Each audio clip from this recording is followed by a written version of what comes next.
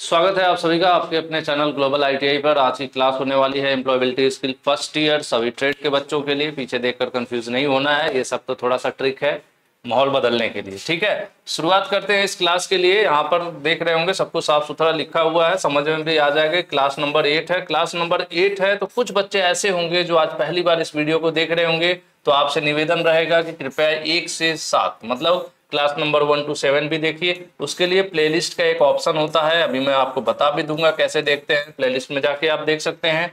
और कुछ बच्चे ऐसे भी होंगे जो प्यारे बच्चे सीधे सारे से, उनको चाहिए होता है पीडीएफ कि सर जी पीडीएफ दे दीजिए। तो इस वेबसाइट को सर नोट कर लीजिए आप अच्छे से। इस वेबसाइट में एक कोर्स का ऑप्शन है, आईटीआई कोर्स का ऑप्शन है, उसके ऊपर क्लिक करेंगे। जैसे ही क्लिक करेंगे एम्प्लॉयबिलिटी आएगा, फर्स्ट ईयर पर क्लिक करेंगे, आपको वहां पर पीडीएफ टेस्ट भी मिल जाएगा। जो टॉपिक हम लोग आज लेकर चलने वाले वो इंग्लिश का ही लेकर चल रहे हैं, और इसके पीछे वाली क्लास में भी टॉपिक इंग्लिश का ही था। इसमें नंबर ऑफ क्वेश्चन ज्यादा है, इसलिए हम लोग इसको लगभग 2-3 क्लास में ये वाला जो टॉपिक है वो मॉड्यूल खत्म हो जाएगा। तो उसके पहले जो कहानी है उसको मैं इंट्रोड्यूस करूँ। आ गया 26, यानी इसके पहली क्लास जो है, इसके पहले वाली जो क्लास है इंग्लिश वाली, उसमें 1 से 25 तक क्वेश्चन कराए जा चुके हैं। क्वेश्चन नंबर है 26। इस क्वेश्चन को कराने से पहले कुछ थोड़ी सी ज्ञान की बातें हो जाए। जैसे कि पहले की क्लास देखना चाहते हैं तो आ जाइए अपने चैनल पर ग्लोबल आईटीआई, इसके ऊपर क्लिक करिए। यूट्यूब में जाना है, चैनल के ऊपर क्लिक करना है, फिर आप देखोगे यहाँ प्लेलिस्ट लिखा हुआ है। प्लेलिस्ट के ऊपर जैसे आप क्लिक करोगे आपको ढूंढना होगा एम्प्लॉयबिलिटी स्किल। वैसे भी मेरी क्लास नीचे ही आपको मिलेगी, हो सकता है आपके फोन में ऊपर भी मिल जाए। ये एम्प्लॉयबिलिटी स्किल फर्स्ट ईयर लिखा हुआ ना, ऑल ट्रेड, इसके ऊपर जैसे आप क्लिक करोगे सभी ट्रेड के बच्चों के लिए, कंफ्यूजन नहीं, 2 वर्ष वाली आईटीआई, 1 वर्ष वाली आईटीआई, सभी ट्रेड के बच्चों के, पूरे भारत के बच्चों के लिए है। अपना भारत है ना, एक भारत एक देश एक कोर्स। ठीक है, कोई कंफ्यूजन नहीं होना चाहिए कि सर जी मैं यूपी से हूँ, मैं बिहार से हूँ, मैं महाराष्ट्र से हूँ, मैं हरियाणा से हूँ, तो मैं क्या करूँ। कुछ नहीं, आओ सब लोग मिलकर पढ़ते हैं। क्लास नंबर 7, 6, 5, 4 इस तरह से आपको क्लासेस सीरियल वाइज मिल रही है ना। तो इसी में 8, 9, 10, 11 इस तरह से क्लासेस मिलती रहेंगी। ये प्लेलिस्ट है, इनको भैया थोड़ा खंगालिए, एक तरफ से देखते जाइए, अच्छी तैयारी हो सकती है। बाकी जो पीडीएफ वाले बच्चे हो, ग्लोबल आईटीआई की वेबसाइट ओपन कर लो। वेबसाइट में जाओगे, ऊपर की तरफ देखोगे होम अबाउट इस तरह से लिखा होगा, यहीं पे आईटीआई कोर्स लिखा हुआ है। इस पे जैसे क्लिक करोगे देखो एम्प्लॉयबिलिटी स्किल लिखा हुआ आ रहा है। जैसे इसके ऊपर क्लिक करोगे पूछेगा employability first year second year, तो सेकंड ईयर पे क्लिक कर देना। सॉरी, मुझे फर्स्ट ईयर दिखाना है ना चलो मैं फर्स्ट ईयर पे आ जाता हूँ भाई। एम्प्लॉयबिलिटी स्किल पर क्लिक कर दीजिए। एम्प्लॉयबिलिटी पे जैसे आप क्लिक करोगे यहाँ पर नीचे की तरफ आएगा 2 course, employability second year, employability first year. तो आपको फर्स्ट ईयर के अंदर जाना है। फर्स्ट ईयर के अंदर जैसे ही जाओगे, जैसे आपको क्लास है, क्लास से जुड़ा सवाल, क्वेश्चन बैंक भी साथ के साथ आपको मिल जाएगा। जैसे अभी मैं कौन सा मॉड्यूल करा रहा हूँ आपको, मैं मॉड्यूल करा रहा हूँ इंग्लिश वाला। तो यहाँ पर देखिए बेसिक इंग्लिश का ये मॉड्यूल है, कम्युनिकेशन का ये मॉड्यूल है, ये ऊपर के सारे मॉड्यूल कराए जा चुके हैं। अभी हम लोग जो आज की क्लास में कर रहे हैं कौन सा, बेसिक इंग्लिश का कर रहे हैं। पिछली क्लास में भी वही किए थे, आने वाली 1-2 क्लास में भी इसको करेंगे। तो इस तरह से हम इस चीज़ों को यहाँ पर 1 बाय 1 करेंगे, और यही नीचे आपको टेस्ट भी मिल जाएगा, अपना टेस्ट भी प्रैक्टिस कर सकते हो। तो ये तो हो गई बाहर की बातें। अब आ जाते हैं हम लोग अपने क्वेश्चन की तरफ। क्वेश्चन में सबसे शुरुआत हो रही है एडजेक्टिव की। ये इंग्लिश का चैप्टर है तो थोड़ा बहुत इंग्लिश हमें भी आनी चाहिए, आपको भी आनी चाहिए। तो इसमें काम जो है लह जाता है, बहुत मेहनत करने वाला सब्जेक्ट है नहीं, बहुत कम मेहनत में ज़्यादा नंबर दिलाता है, तो वो एम्प्लॉयबिलिटी इसके लिए। इसीलिए मैं अभी थोड़ा सा मजेस कर लेता हूँ, मैंने पढ़ाया और इतने नंबर पा गए बच्चे। होता क्या है कि यह सब्जेक्ट ये आसान, बस थोड़ा सा पढ़ना है आपको, थोड़ा सा। तो एडजेक्टिव मतलब ये है कि ये किस विशेषता बताता है। जैसे आपका एक सेंटेंस है, जैसे एक सेंटेंस है कि वह बहुत लंबा है। कौन वह बहुत लंबा है, या कह सकते हैं कि वो बिल्डिंग बड़ी सुंदर है। तो कौन सुंदर है भाई, बिल्डिंग। बिल्डिंग की सुंदरता बता रहा है। सुंदर जो शब्द है ना वो क्या है, विशेषता बता रहा है। तो उसी शब्द को हम लोग एडजेक्टिव कहते हैं, जो किसी चीज की विशेषता बताए। मतलब अरे वो लड़की देखो कितनी सुंदर है, लड़की है सुंदर है।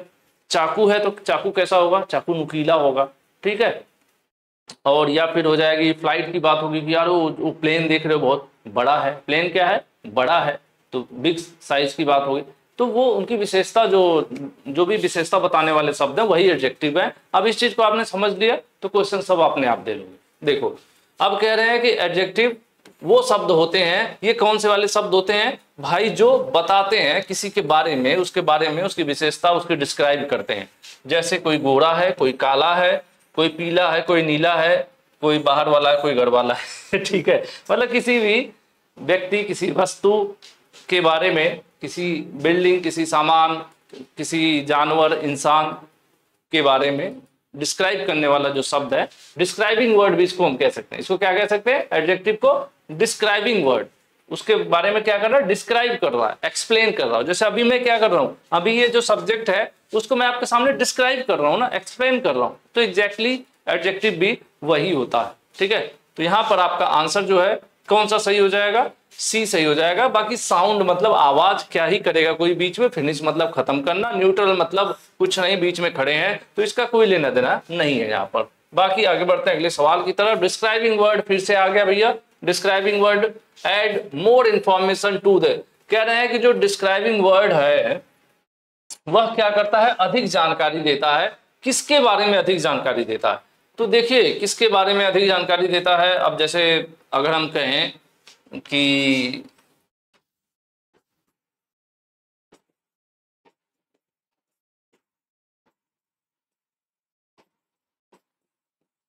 थोड़ा भाई इंग्लिश मेरी कमजोर है लेकिन समझाने की कोशिश करता हूं।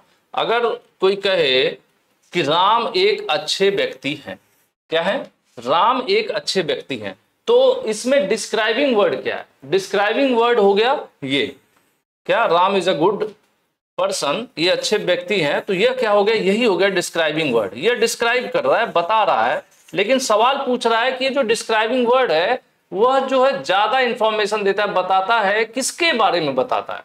ये जो अधिक जानकारी देता है किसके बारे में बताता है? तो ये किसके बारे में बता रहा है? राम के बारे में बता रहा है। आपको पता है ना, राम के बारे में बता रहा है। अच्छा व्यक्ति कौन है? राम है। अब जब इंग्लिश के सेंटेंस की जब आप बात करते हो तो राम क्या हो जाएगा? अगर हिंदी में आप कहते हैं तो इसको कहते हैं कि ये कर्ता हो गया, क्रिया हो गया, कर्म हो गया, हिंदी में पढ़ते हैं ना व्याकरण में। तो यहां पर जो है राम क्या हो गए? राम हो गए सब्जेक्ट। राम हो गए क्या? सब्जेक्ट।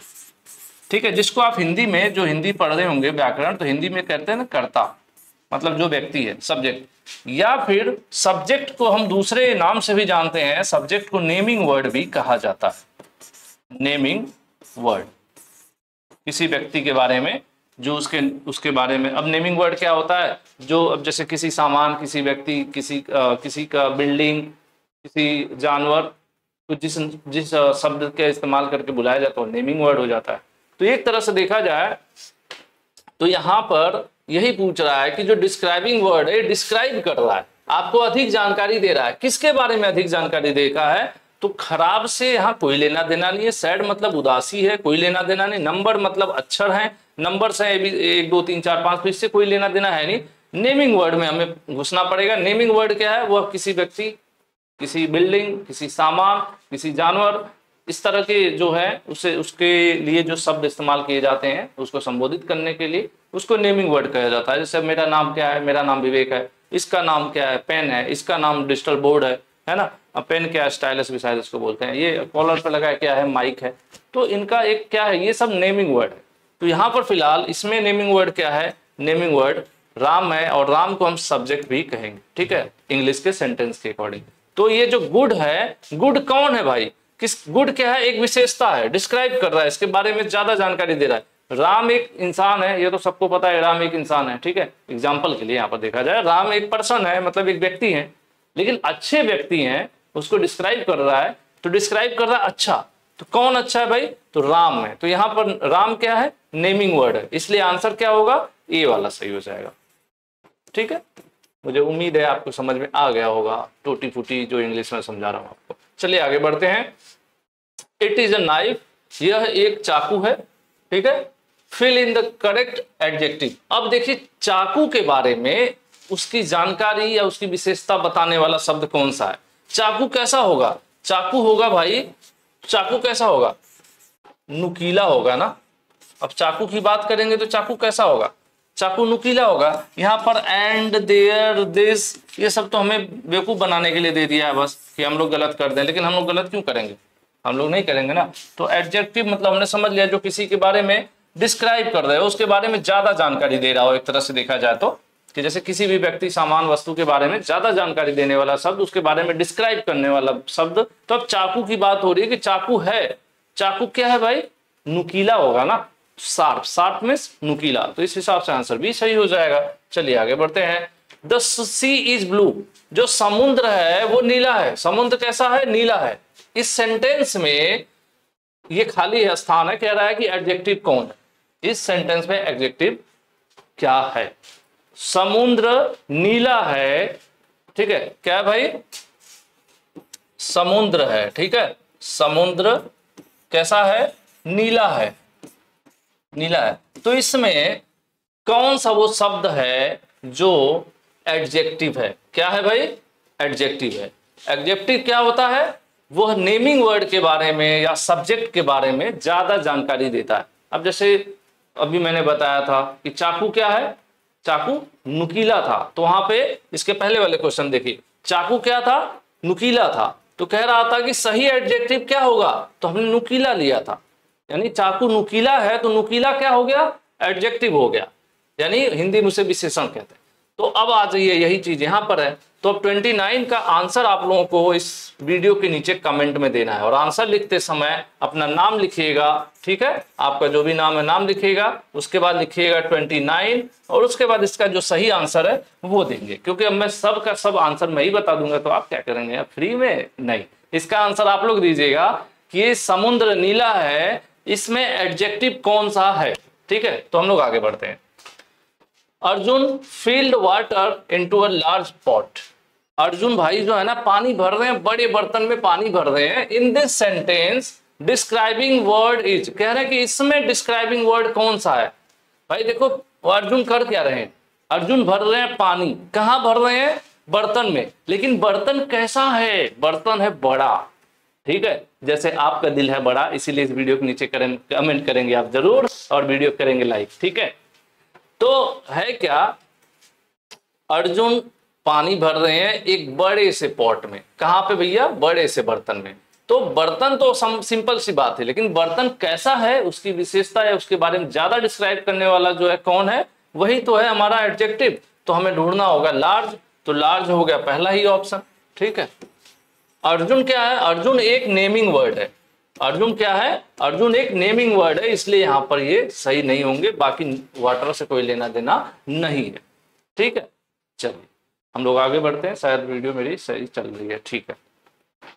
अगले क्वेश्चन पर आते हैं। The punctuation is a sentence makes the meaning to understand. देखिए पंक्चुएशन क्या होता है, सबसे पहले मैं आपको ये बता दूं, देखो इधर करता हूं मैं, जैसे आप ये लगाते हो ना फुल स्टॉप, लग जा भाई सही से लगो, लगिन, हाँ फुल स्टॉप, ठीक है, या फिर कॉमा, ठीक है, क्वेश्चन मार्क, ओके, ये या फिर ये एक्सक्लेमेटरी जिसको हिंदी में विस्मयबोधक कहते हैं, ये सब क्या है, ये सब होते हैं पंक्चुएशन, इनको हम क्या कहते हैं भाई, पंक्चुएशन या विराम चिन्ह कहते हैं, ठीक है।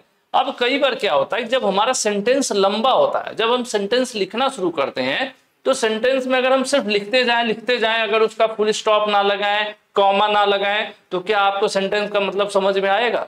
मान लो 2-4 लाइन है या जिसको आप पहले से जानते हो, जो पहले से पढ़ा हुआ है, वो सेंटेंस होगा, उसमें कॉमा अंडरलाइन नहीं लगा होगा, तो आपको तो समझ में आ जाएगा। लेकिन कोई नया सेंटेंस हो और अचानक से आपको दे दे उसमें सब कुछ भी ना लगा हो, तो क्या आपको समझ में आएगा, दिक्कत होगी ना। तो यही पूछ रहा है कि जो वाक्य में पंक्चुएशन यानी विराम चिन्ह जो है वह क्यों लगाए जाते हैं, वह इसलिए लगाए जाते हैं कि जो हमारा सेंटेंस है वो स्पष्ट रूप से जो है समझ में आए, ठीक है, तो क्लियर रूप से समझ में आए, सेंटेंस जो है हमारा क्या कहना चाहता है या सेंटेंस का क्या मतलब है वो क्लियर समझ में आए, सब मतलब पूरा समझ में, स्पष्ट समझ में आए, क्लियर मतलब यहाँ पे होना चाहिए था स्पष्ट, पूरा समझ में आए, इसके लिए पंक्चुएशन यूज किया जाता है, ठीक है। पंक्चुएशन अगर आप यूज नहीं करोगे और 100 लाइन एक साथ लिख दोगे तो कंफ्यूजन हो जाएगा कि कौन सी लाइन कहां से शुरू हो रही है, और फिर सेंटेंस का मतलब भी नहीं सही से समझ में आएगा। इसीलिए यूज किए जाते हैं ये सब, क्या यूज किए जाते हैं, जिनको आप कहते हैं विराम चिन्ह हिंदी में, और इंग्लिश में पंक्चुएशन। क्यों यूज करते हैं, कि सेंटेंस का जो मतलब है वो हमें सही से समझ में आ जाए, ठीक है। चलिए आगे बढ़ते हैं। The beginning of a sentence should start with letter, कह रहे हैं जब भी इंग्लिश में हम कोई शब्द की स्टार्ट मतलब कोई सेंटेंस लिखना शुरू करते हैं तो उसका जो पहला शब्द होता है,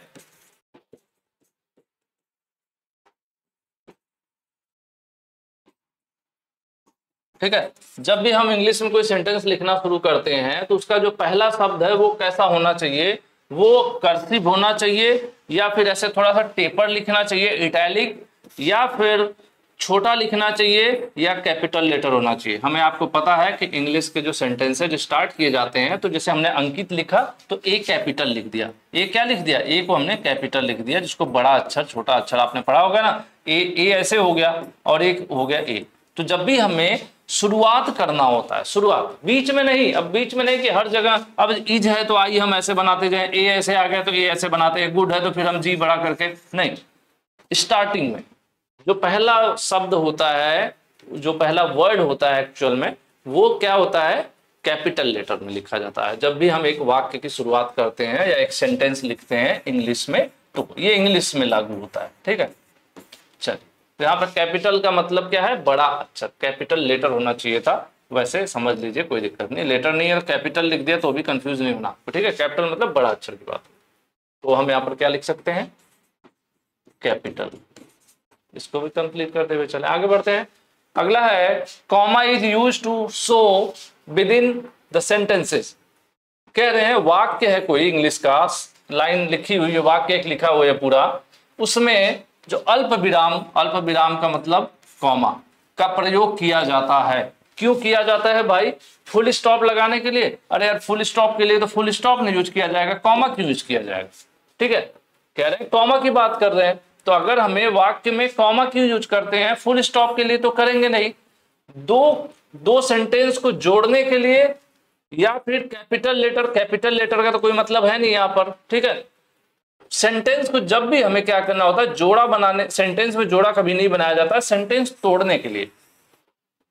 जैसे क्या हुआ, अगर एक सेंटेंस कोई हो, चलिए आगे आएगा तो मैं बता दूंगा। जैसे मैं लिख रहा हूं कि हाँ क्या कह सकते हैं, अभी मैं कोई सेंटेंस आपको दिखा दूंगा कि जनरली जब भी एक सेंटेंस हम कोई लिखते हैं, तो जैसे मान लीजिए कि हमने एक सेंटेंस यहाँ से लिखना शुरू किया और उसके बाद फिर कॉमा लगा के उसी के बारे में आगे लिखते जाते हैं, फिर लास्ट में फुल स्टॉप लगाते हैं। कई बार क्या होता है कि एक पैराग्राफ में अब हर जगह फुल स्टॉप लगाते चलोगे तो कितना फुल स्टॉप लगाओगे। तो एक पैराग्राफ में अगर 4-5 लाइन लिखी जा रही है, तो जहां जहां एक लाइन का मतलब खत्म होता है वहां पे कॉमा लगा के फिर दूसरा वहीं पे दूसरी लाइन शुरू हो जाती है उसी टॉपिक से रिलेटेड, तो बीच बीच में कॉमा लगाते रहते हैं, ठीक है। तो यहाँ पर उसी का बात कर रहा है। तो इससे क्या होता है कि जब भी हम कॉमा लगाते हैं, तो मान लो एक लाइन हमने यहाँ लिखा, फिर बीच में कॉमा लगा दिया, फिर दूसरी लाइन लिखा, फिर बीच में कॉमा लगा दिया, तो एक तरह से लाइंस को हम क्या कर रहे हैं, ब्रेक कर रहे हैं, तोड़ रहे हैं बीच बीच से। इसलिए तोड़ रहे हैं कि इस इतने लाइन का अलग मतलब है, इतने लाइन का अलग मतलब है, इतने लाइन का अलग मतलब है। मुझे यहाँ पर कुछ स्क्रीनशॉट लेना चाहिए था एक सेंटेंस का, तो समझ में आया होता आपको।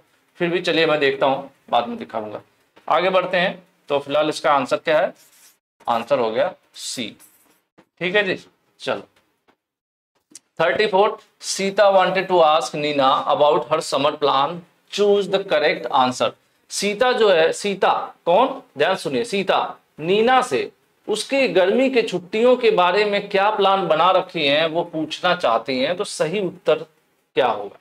सीता है, ठीक है, सीता को नीना से पूछना है, सीता को नीना से पूछना है भाई, वो तो ठीक है, लेकिन क्या पूछना है, यह पूछना है कि भाई गर्मी की छुट्टी तो हो गई है, क्या प्लान किया है तुमने, कैसे बिताओगी, मतलब नानी के यहाँ जाओगी या कहीं घूमने जाने वाली ट्रिप पे, ठीक है। तो इसी को पूछना है। तो पूछना किसको है, सीता को ना, तो यही ध्यान दे लीजिएगा, ठीक है। तो अब इसमें कौन सा सेंटेंस सही होगा, नीना आपकी, Nina is your plan, Nina आपकी प्लान नहीं। प्रश्न यहाँ पे क्या पूछा जाएगा, सबसे खास देखने वाली बात है कि पूछने की बात हो रही है। पूछने की जब भी बात होगी तो सेंटेंस कैसा होना चाहिए, प्रश्नवाचक होना चाहिए ना। जैसे अगर मैं आपसे ये पूछ रहा हूं कि भाई गर्मी की छुट्टियों का तुम्हारा क्या प्लान है, तो मैं आपसे प्रश्न पूछ रहा हूं ना, तो हमें पहले तो इसमें से ऐसा सेंटेंस देखना होगा जिसके लास्ट में क्या हो, क्वेश्चन मार्क लगा हो। तो देखो पहले में तो ऐसे फुल स्टॉप है तो ये होगा ही नहीं, ठीक है, लास्ट से कोई मतलब नहीं है। अब 2 बच गए तुम्हारे, 2 बच गए, इसमें भी देखो क्वेश्चन मार्क बना हुआ है और इसमें भी क्वेश्चन मार्क बना हुआ है, ठीक है।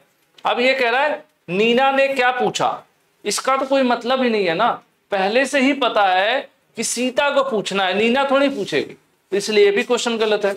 अब बात आ जाती है, सीता ने पूछा किससे, क्या बोला, Nina what is your summer plan, Nina भाई तुम्हारा छुट्टियों का क्या प्लान है। तो इस हिसाब से जो सेंटेंस है आपका बी वाला जो है सही हो जाएगा। सबसे पहले तो आप यहां से समझ सकते थे कि भाई प्रश्नवाचक चिन्ह लगेगा यानी क्वेश्चन मार्क लगेगा, क्योंकि सवाल पूछा जा रहा है। तो सवाल वाले दो मिल गए। अब इसमें नीना ने क्या पूछा, अब ये तो अजीब हो गया, नीना ने क्या पूछा, अरे पहले से ही पता है भाई कि क्या पूछना है। तो देखिए क्या पूछा जा रहा है, तो इसमें पूछा जा रहा है, Nina what is your summer plan, Nina तुम्हारा छुट्टियों का क्या प्लान है। पूछा किसने, सीता ने पूछा था, तो इसलिए ये वाला जो सेंटेंस है इस तरह से सही हो जाए। ठीक है, आगे बढ़ते हैं। Add comma wherever it is necessary, कह रहे हैं कि कॉमा का इस्तेमाल करिए जहां जरूरी हो। अभी हम लोग कॉमा की बात कर रहे थे ना कि कॉमा दो हिस्से को बांटने के लिए यूज किया जाता है। तो ये एक सेंटेंस है, थोड़ा सा छोटा करो तो शायद दिखेगा।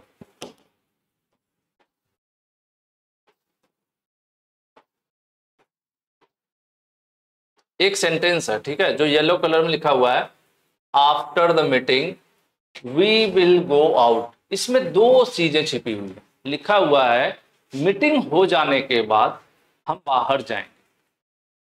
क्या, फिर से सुनिए, after the meeting we will go out, मीटिंग हो जाने के बाद हम बाहर जाएंगे। यानी इसमें क्या हो रहा है, दो काम हो रहा है, दो सेंटेंस है। एक सेंटेंस कह रहा है मीटिंग हो जाने के बाद, और दूसरा सेंटेंस कह रहा है हम बाहर जाएंगे। तो कॉमा कहां यूज करेंगे, हम कॉमा इन्हीं दोनों सेंटेंस के बीच में यूज कर देंगे। यहां पर क्या लिख देंगे, after the meeting comma we will go out. यानी इसने क्या किया, एक सेंटेंस को कॉमा ने दो भागों में ब्रेक कर दिया। इसके पहले सवाल आया था, आपने ध्यान दिया होगा, यहां पर अभी हम लोग पढ़ रहे थे ना कि क्या करता है ये कॉमा, क्या करता है, कॉमा जो है यूज किया जाता है ब्रेक करने के लिए। तो हमने कहां पे, अभी देखिए यहां पर एग्जांपल हमारे सामने आ गया, यही पूछ रहा है जहां आवश्यक हो आप अल्प विराम लगाइए। अल्प विराम मतलब कॉमा लगाइए। तो कॉमा हम कहां लगाएंगे, आफ्टर द मीटिंग, आफ्टर, यहां भी कॉमा, यहां भी कॉमा, इतना कॉमा नहीं लगा सकते ना भाई। आफ्टर द मीटिंग ये थी, आफ्टर द ईटिंग, मीटिंग होगा यहाँ पे, after the meeting, after the के बाद ही दो दो कॉमा लगा दिया। चाचा की दुकान है क्या, जितना मन किया उतना कॉमा डाल दिया। ठीक है, ये भी गलत है। ठीक है, after the meeting we will, इसमें तो कॉमा लगाया ही नहीं है। सब मिलाकर देखिए ये वाला सेंटेंस आपका सही है, after the meeting we will go out. मीटिंग हो जाने के बाद हम लोग क्या करेंगे, बाहर जाएंगे, खाएं पिएंगे, मस्ती करेंगे, और क्या। ठीक है, क्लियर है। चलिए आगे चलते हैं। अगला सवाल कह रहा है सेंटेंस आर, वाक्य होते हैं। पूछ रहा है कि सेंटेंस किसे कहते हैं, वाक्य किसे कहते हैं। कोई भी एक सेंटेंस किसको, ऐसा तो किसको सेंटेंस कहेंगे, सिंपल सी बात है। सवाल पूछ रहा है कि सेंटेंस क्या होता है, या कहा जाए हिंदी में तो वाक्य क्या होता है। तो इसमें लिख रहा है जिसमें क्रियाएं हो।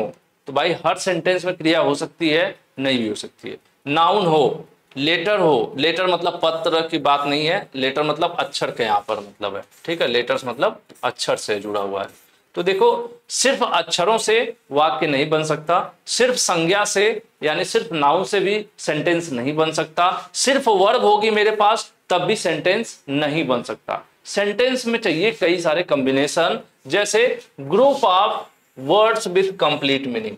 सेंटेंस वह होता है जिसमें एक से अधिक शब्दों का इस्तेमाल किया गया होता है और उसका कुछ ना कुछ मतलब निकलता है, उसका कुछ ना कुछ मतलब निकलता है, उसको हम लोग सेंटेंस या वाक्य कहते हैं। सेंटेंस क्या होता है, जिसमें एक से अधिक ग्रुप मतलब एक से अधिक शब्दों का प्रयोग करके एक वाक्य बनता है और उसका कुछ न कुछ मतलब होता है। जैसे मैं कहूं कि राम एक अच्छे व्यक्ति हैं, तो इसमें कई सारे शब्द हो गए ना, राम एक अच्छे व्यक्ति है, इतने शब्द मिलके एक वाक्य बनाए और उस वाक्य से हमें क्या पता चल रहा है, हमें पता चल रहा है एक मीनिंग उसका कि राम एक अच्छे व्यक्ति थे, तो मीनिंगफुल होता है। तो वो क्या होता है भैया, वही होता है हमारा सेंटेंस या वाक्य। सिर्फ वर्ब हो या सिर्फ नाउन हो या फिर लेटर हो तो वो सेंटेंस नहीं हो सकता। अब सिर्फ मैं अगर राम लिख दूं, मैं सिर्फ राम लिख दूं और कहूं कि ये एक सेंटेंस है, तो क्या संभव है? नहीं। यह एक नाउन हो सकता है, यह एक नेमिंग वर्ड हो सकता है, ठीक है, लेकिन यह सेंटेंस नहीं हो सकता है। एक नाम सिर्फ सेंटेंस नहीं हो सकता, वही चीज होगी। ठीक है, अब हमने तो कुछ ज्यादा ही मिटा दिया। चलिए अगले सवाल की तरफ चलते हैं। मुझे उम्मीद है आप लोगों को मेरे जितना ही समझ में आ रहा होगा मुझे ही कम समझ में आता है, हालांकि इतना भी है, इजी है, ठीक है। A declarative sentence tell us some information or explanation. It end with, कह रहे हैं कि डिक्लेरेटिव सेंटेंस जो होते हैं वह किस प्रकार से एंड होते हैं, मतलब उनके लास्ट में क्या लगाया जाता है। डिक्लेरेटिव के लास्ट में फुल स्टॉप लगाया जाता है, कॉमा लगाया जाता है, क्वेश्चन मार्क लगाया जाता है, या फिर फुल खड़ी लाइन खींची जाए, या फिर ये वाला जो होता है एक्सक्लेमेटरी या विस्मयबोधक जिसको इंग्लिश में कहते हैं, तो ये लगाया जाता है। ये पूछ रहे हैं कि इनमें से कौन सा इस्तेमाल किया जाता है, किसमें, डिक्लेरेटिव। डिक्लेरेटिव सेंटेंस मतलब वो होता है जिस सेंटेंस में जो भी जानकारी हो वो क्लियर हो, उसमें कुछ पूछा ना गया हो। जैसे मैं ये बताऊं कि अगर मैं आपसे कहूं कि ITI करना चाहते हैं तो आप मेरे कॉलेज के दिए गए नंबर पर कांटेक्ट कर सकते हैं।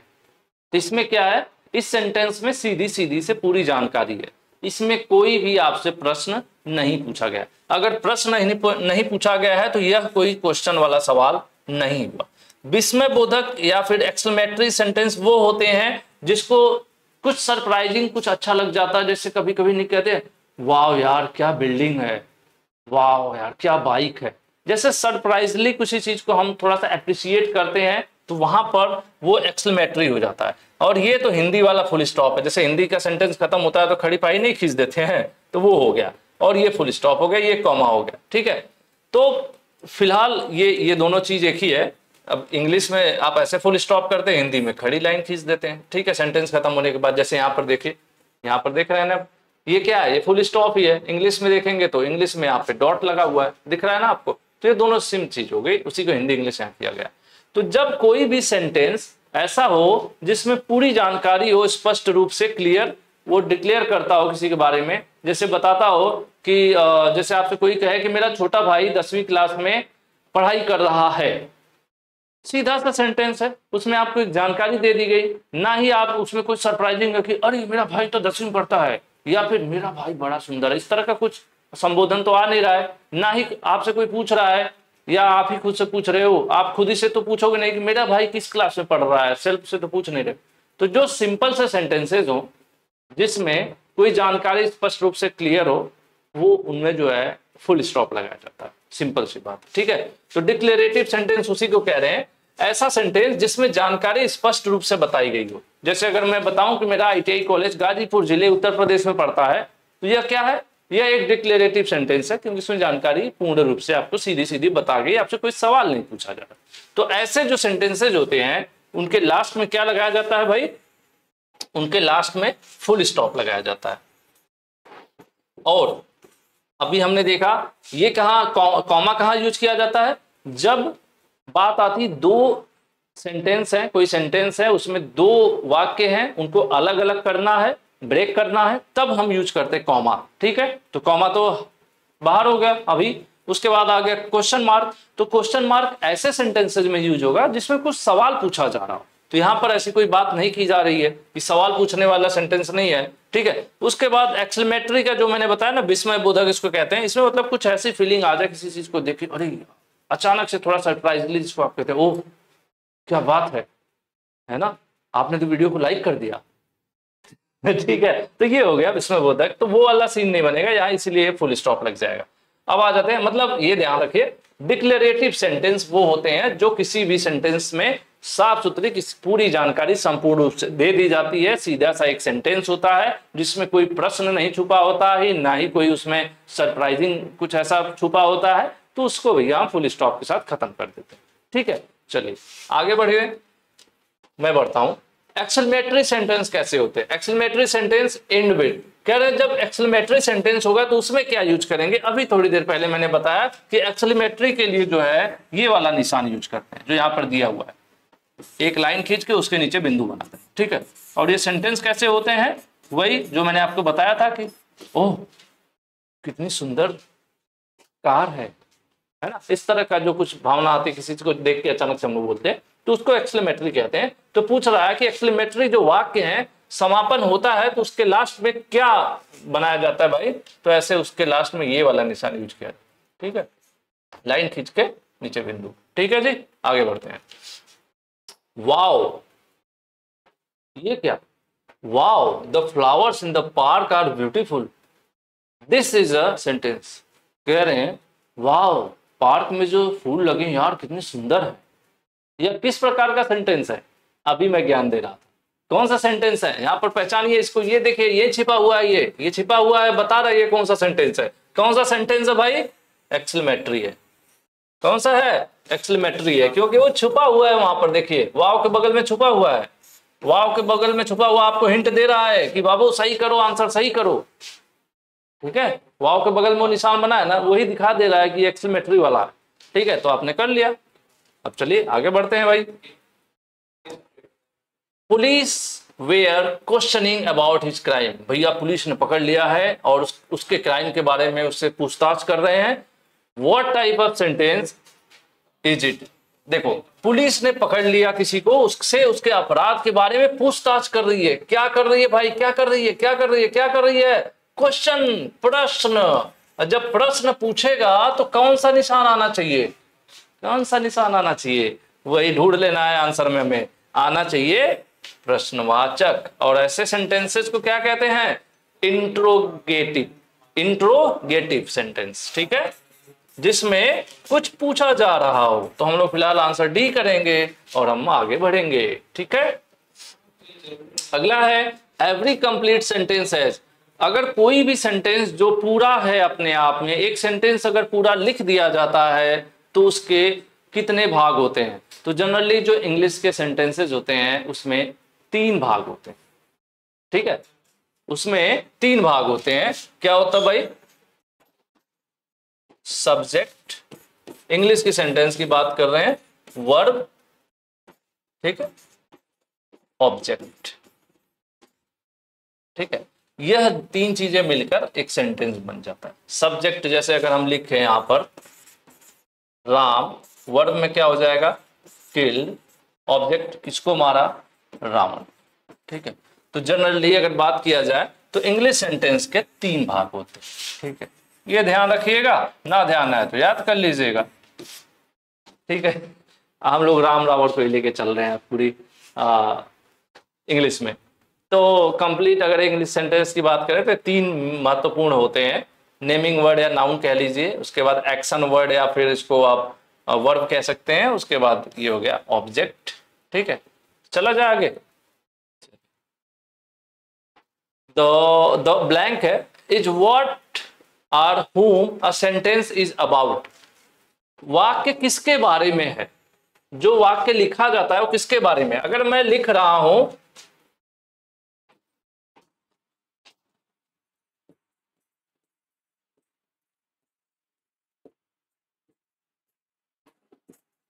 अगर मैं एक सेंटेंस लिख दिया, ठीक है, अब मैं अपनी बड़ाई खुद लिख ले रहा हूं। ठीक है, अगर आपका मन करे तो आप भी कमेंट में लिख देना। अगर मैं एक वाक्य लिख देता हूं कि विवेक सर अच्छा पढ़ाते हैं, मानने में क्या ही जाता है, थोड़ा सा अच्छा लगे तो लिख देना। 1-2 बच्चे तो बोलते हैं बात बहुत करते हैं। मैं सोचता हूं कि शायद इन बातों से आपको ये चीजें याद रहे, इसलिए कोरिलेट करता रहता हूं, बस एक जो भी है। तो कह रहा है कि कोई भी वाक्य किसके बारे में बताता है, किसके बारे में बताता है।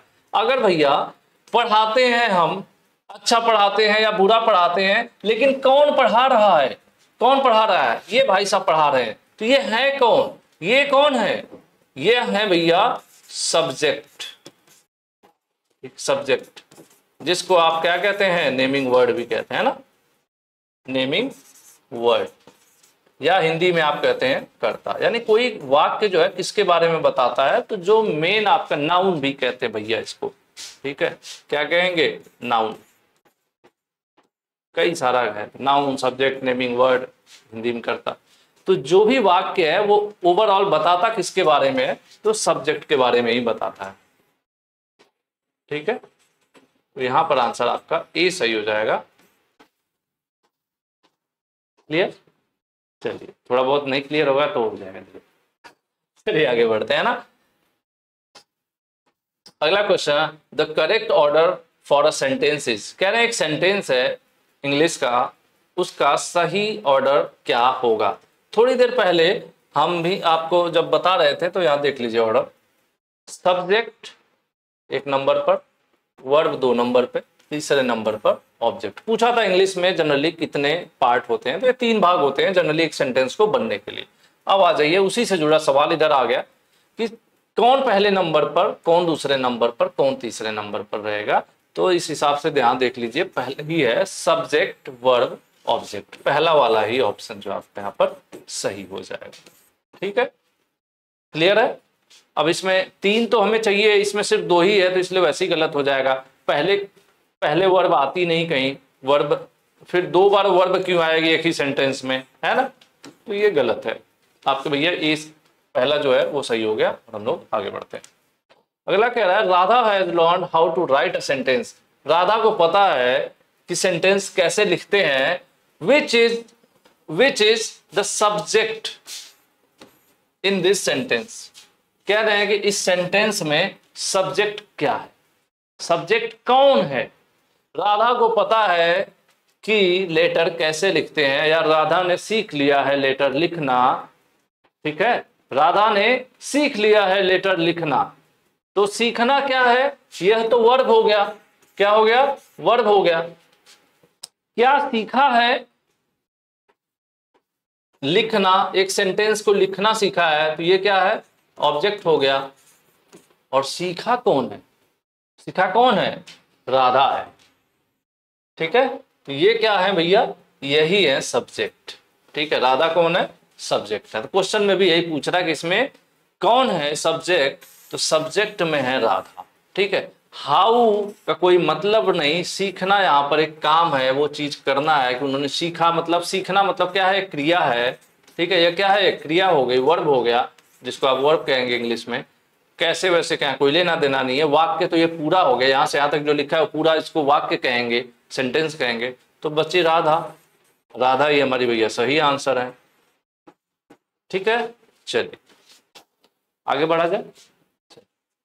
अगला क्वेश्चन कह रहा है चूज द करेक्ट सेंटेंस। सही वाक्य भैया पकड़ लीजिए।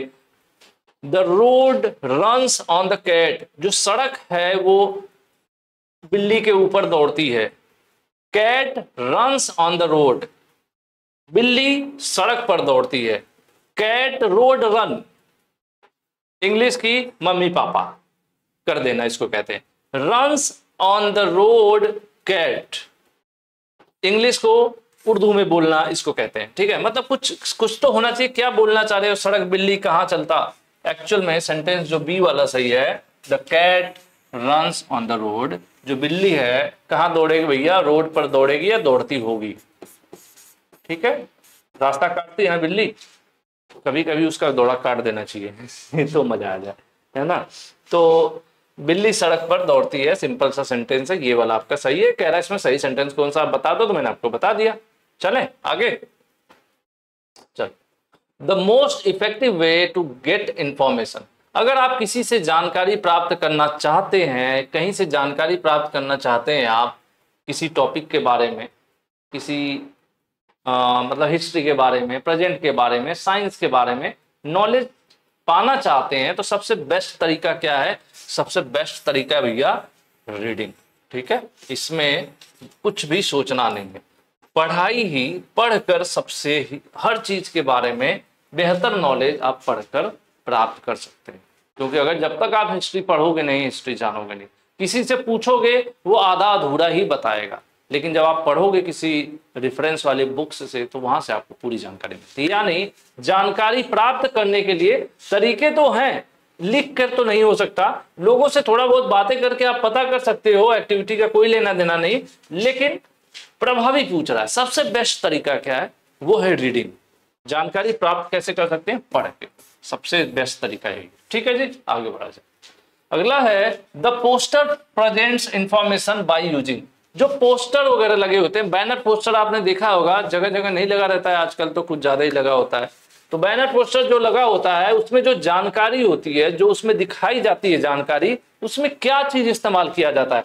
क्या उसमें उपन्यास, नॉवेल लिखा गया होता है, या उसमें कोई स्टोरी लिखी गई होती है, या फिर वहां पर आपके लिए होमवर्क दिया गया होता है, क्या प्रैक्टिस के लिए एक्सरसाइज। मतलब जब भी आप बैनर पोस्टर देखते हो, वहां क्या दिखता है आपको भाई, वहां पर फोटोज देखते हैं, रंग बिरंगी इमेजेस देखती हैं, ये सब चीजें दिखती हैं ना। क्या दिखता है आपको? पोस्टर बैनर में हमेशा कलर्स दिखते हैं, रंग दिखते हैं, अलग अलग प्रकार के डिजाइन्स दिखते हैं, फोटोज इमेजेस दिखते हैं, वही ना। जैसे कोई कॉलेज का अपना प्रचार कर रखा हो और एक बैनर पोस्टर लगा हो तो उस पर आपको क्या दिखेगा? कॉलेज की बिल्डिंग दिखेगी, फिर एडमिशन ओपन कुछ इस तरह से डिजाइनर सिंबल होगा, बच्चे बैग इस तरह से लिए होंगे, पीठ पे टंगा होगा बैग, उसकी फोटो होगा ऐसे स्माइल करते हुए, तो वो बैनर पोस्टर है। तो बैनर पोस्टर में क्या यूज होगा? उसमें उपन्यास, स्टोरी या फिर कोई एक्सरसाइज बुक नहीं होगी। बैनर पोस्टर में जनरली फोटोज और कलर यूज किए जाते हैं कि बेहतर दिखे, और एडवर्टीजमेंट के लिए मोस्टली यूज किया जाता है। ठीक है जी, तो यही था यहाँ पर सिंपल सा सवाल। आगे बढ़ते हैं। Symbols give us information through, कह रहे कोई सिंबल होता है वो हमें जो जानकारी देता है किस रूप में देता है? क्या वो हमें शब्दों के रूप में देता है? शब्द हो ही नहीं सकता। क्यों? क्योंकि सिंबल की बात हो रही है ना, सिंबल्स की बात हो रही है। सिंबल क्या होते हैं?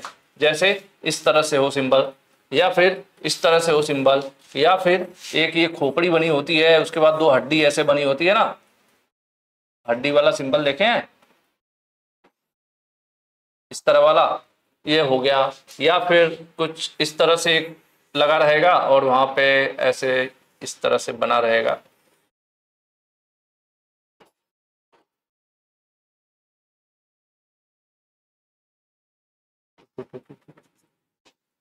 ठीक है, तो ये क्या है? ये सिंबल्स है। ठीक है, अब जैसे कहीं आपको इस तरह से एरो बनाया, कहीं पे इस तरह से एरो बना, तो ये दिखाता है इधर मुड़ो, ये दिखाता है इधर मुड़ो, ये दिखाता है कि भैया यहाँ पानी है, ड्रिंकिंग वाटर है, ये दिखाता है यहाँ खतरा है। तो ये सब जो हमें जानकारी देते हैं किसके माध्यम से देते हैं? इनमें क्या होता है? इमेजेज यूज की जाती है, फोटोज यूज की जाती है। ठीक है, सिंबल्स क्या होते हैं? इमेजेस होती हैं, ये फोटोज होती हैं एक तरह से। सिंबल्स क्या है? सिंबल्स इमेजेस हैं, ये एक फोटोज है। अलग अलग प्रकार के जो सिंबल्स हैं वो क्या है? सिंबल कोई अक्षर लेटर तो है नहीं, फोटोज हैं वो। ठीक है, अलग अलग प्रकार की इमेज है और उनका अपना एक अलग मतलब होता है। जैसे आपने कहीं देखा होगा एक सिंबल ऐसे सर्कल बना होता है, बीच में एक इस तरह से कुछ रहता है और उसमें इस तरह से धुआं निकल रहा होता है और ऐसे काट दिया गया होता है, मतलब ये रहता है कि यहाँ सिगरेट पीना मना। ठीक है, तो ये क्या है? फोटोज है, ये इमेजेज होती है। ठीक है, तो यहाँ पर आंसर बी आपका सही हो जाएगा। जब सही हो गया तो हम लोग आगे बढ़ते हैं। Yes bought a bag which had recycle symbol. What should he do when the bag is old? कह रहे हैं कि यस भाई ने एक बैग खरीदा और उसमें एक निशान बना हुआ है रिसाइकिल का। आपने देखा होगा जनरली जब भी सामान खरीदोगे तो 3 लाइन इस तरह से बनी होती है, रिसाइकिल का सिंबल होता है, कुछ इस तरह से बना रहता है। ठीक है, एरो। रिसाइकिल मतलब होता है कि उस चीज को दोबारा से रीयूज किया जा सकता है, दूसरे रूप में उसको यूज किया जा सकता है। ठीक है, जैसे आजकल प्लास्टिक वगैरह देखते हो ना, बॉटल्स वगैरह, ये सब चीजें इकट्ठा होकर जाती हैं, फिर उसको पिघलाकर फिर दूसरी बन के आ जाती हैं। तो रिसाइकिल करने से क्या होता है कि हमारे प्रदूषण नहीं होता, हमारा इन्वायरमेंट सेफ रहता है। इसीलिए आप देखे होंगे कि जितने भी लोहे वगैरह होते हैं, कबाड़ा लोहा वगैरह हो गया, अब सड़ेगा गलेगा तो प्रदूषण ही तो फैलाएगा, मिट्टी को खराब करेगा, तो क्या होता है वो सब इकट्ठा हो जाता है, दोबारा फैक्ट्रीज में जाता है, उन लोहा जो वगैरह है, मेटल वगैरह, उनको पिघलाया जाता है, फिर पिघला के जो वेस्टेज है उनको निकाल कर फिर से उसे नया लोहा बना के आ जाता है मार्केट में। प्लास्टिक के साथ भी ऐसा किया जाता है। तो उनको रिसाइकिल वाला जो सिंबल बना है, इन्होंने एक बैग खरीद लिया, तो अब एक अगर बैग मान लो पुराना हो गया, अब इनको क्या करना चाहिए? जला देना चाहिए। भाई जला दोगे तो अनपढ़ कहलाओगे, पढ़ा लिखा व्यक्ति नहीं जलाएगा, जलाएगा तो इन्वायरमेंट हमारा प्रदूषित होगा ना। इसको नदी में फेंक देंगे तो भैया फिर पानी वाला पोल्यूशन की बात हो जाएगी, वाटर पोल्यूशन होने वाली बात होगी, सड़ेगा और पानी को नुकसान पहुंचाएगा। अब इसको मिट्टी में डाल देंगे तो मिट्टी को भी तो नुकसान पहुंचाएगा। तो इसको हम ऐसी जगह डालेंगे जहां पर रिसाइकिल किया जा सके, यानी जहां पुराने कपड़े या जिस तरह का भी बैग हो, सामान लेते हैं, जैसे बहुत जगह पर देखा होगा आपने, पुराने कपड़े लोग बदलते हैं, लेते हैं कि आप हमें दीजिए, उसके बदले 10-20 रुपए आपको दे देते हैं, कोई सामान एक्सचेंज में ले लेते हैं। कई जगह न्यूज़पेपर लोग लेते हैं। तो इसी प्रकार से आपका जिस मटेरियल का वो है वहां पर आपको रिसाइकिल कर देना चाहिए, यानी ऐसी जगह उसको देना चाहिए जहां पर वो लोग लेते हैं और उसको फिर किसी और रूप में उसको फाड़ेंगे फुड़ेंगे या जिस रूप में उसका परिवर्तन करना चाहें। कई बार के आपने देखा होगा कि गाँव में घूमते हैं तो जितने भी आपके घर के खराब कपड़े उपड़े, पर्दे वर्दे, आपका हाफ पैंट, फुल पैंट, बनियान जो है, फाड़ फुड़ के उसका पता नहीं क्या करके रजाई टाइप का या गद्दा या इस तरह की चीजें, कंबल बना देते हैं, घूमते हैं, सब बनाते रहते हैं। तो क्या होता है वो एक तरह से भाई जो वेस्टेज है वो यूज हो गई, दूसरे रूप में परिवर्तन हो गया उसका। तो वही चीज़ है रिसाइकिल का मतलब। तो इनको ऐसी जगह देना चाहिए कि जहाँ पर वो रिसाइकिल हो सके और दूसरे प्रोडक्ट के रूप में। इससे क्या होगा, हमारा पर्यावरण सुरक्षित रहेगा और हमारी नैतिक जिम्मेदारी भी बनती है, हमें आपको करना भी चाहिए। चलिए आगे चलते हैं। राज वॉज ड्राइविंग टुवर्ड मैसूर। राज जो है गाड़ी चला रहे हैं और जा रहे हैं मैसूर की तरफ। On the way he found few arrows marked next to Mysore on the board. देखो हम लोग जनरली जैसे जाते नहीं है तो देखोगे आप, जब रोड पे देखोगे तो ऐसे दो तरफ पोल लगा होता है और यहाँ पे लिखा रहता है लखनऊ, उसके बाद एरो आगे बना देता है, ठीक है। उसके बाद फिर लिखा रहता है जैसे वाराणसी लिखा है, इधर के लिए एरो बना देता है। तो इससे हमें पता चल जाता है कि भाई लखनऊ जाना है तो सीधे जाओ, वाराणसी जाना है तो इधर मुड़ जाओ। तो वही इनके साथ हो रहा है कि ये मैसूर जा रहे हैं, गाड़ी मसूर की दाल की बात नहीं हो रही है, मैसूर जगह की बात हो रही है। गाड़ी चला रहे हैं, जा रहे हैं और इन्हें बोर्ड पर जगह जगह क्या है, कुछ तीर वीर दिख रहे हैं, जैसे मैंने यहाँ तीर बना दिया। तो यह क्या है, ये जो तीर है क्या है, यह तीर किसी के ऐसे मारने के लिए है, किस लिए है वो तीर, है क्या तीर, वही पूछना चाह रहे हैं। अब इसका आंसर जो दे देगा वो तीर मार देगा, समझ लो। क्या करने के लिए है, वो कोई नक्शा नहीं है, ना ही वो कोई रास्ता है, वह डायरेक्शन हमें दिशा बताता है। वो तीर क्या बताता है, दिशा बताता है भैया हमें किधर जाना है, किधर मुड़ना है। अगर हम उधर नहीं मुड़ेंगे, जैसे अगर दिखा रहा है लखनऊ उधर है और वाराणसी इधर है, और मैं कहूंगा नहीं नहीं मैं तो इधर ही जाऊंगा, इसको दिखाने दो जिधर दिखा रहा है, तो आप वाराणसी जगह लखनऊ चले जाओगे ना। तो ये क्या दिखाता है, ये जो तीर बना होता है क्या दिखाता है, ये डायरेक्शन दिखाता है, डायरेक्शन यानी दिशा दिखाता है, ठीक है, दिशा दिखाता है किधर जाना है। बाकी आप लोगों का प्यारा सा कमेंट्स जरूर से जरूर आना चाहिए, जरूर से जरूर आना चाहिए। जैसे लोग कमेंट वो रहता नहीं, शादी के नीचे लिखा रहता है कि मेरे मामा की शादी में जरूर से जरूर आना। तो प्लीज वीडियो पसंद आए तो जरूर से जरूर कमेंट करना।